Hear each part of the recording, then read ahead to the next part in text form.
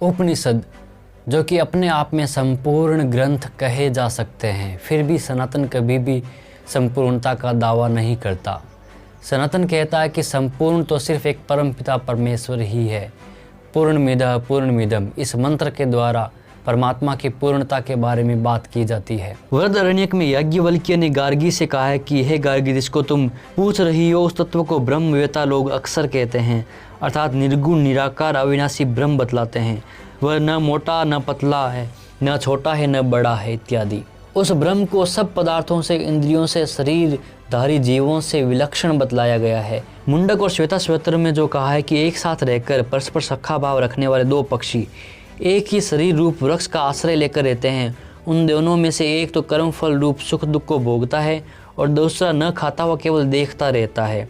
इस प्रकार यह जीव शरीर की आसक्ति में निमग्न होकर असमर्थता के कारण ही चिंता करता रहता है। ये दो पक्षियों वाला उदाहरण मैंने अपने कई वीडियोज़ में बताया है, जहाँ पर एक जो पक्षी है वो परमात्मा का स्वरूप है, एक है जीवात्मा।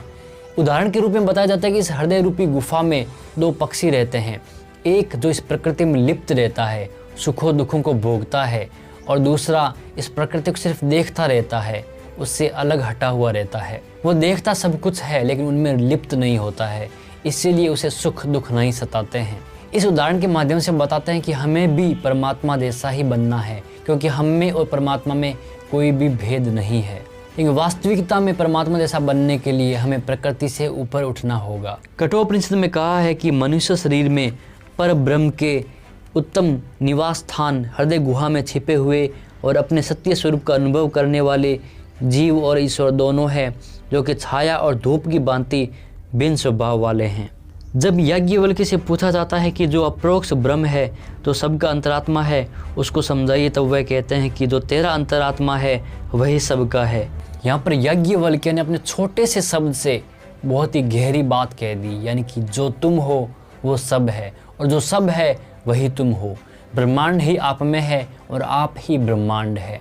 यहाँ पर एकाकारिता की बात हो रही है, अद्वैत की बात हो रही है, एको ब्रह्म की बात हो रही है, यानी कि दो कुछ भी नहीं है, दूसरा कुछ भी नहीं है, सब कुछ एक ही है, यानी कि पर ब्रह्म। ऐतरेय अरण्यक में कहते हैं कि जो मैं हूँ सो वह है और जो वह है सो मैं हूँ।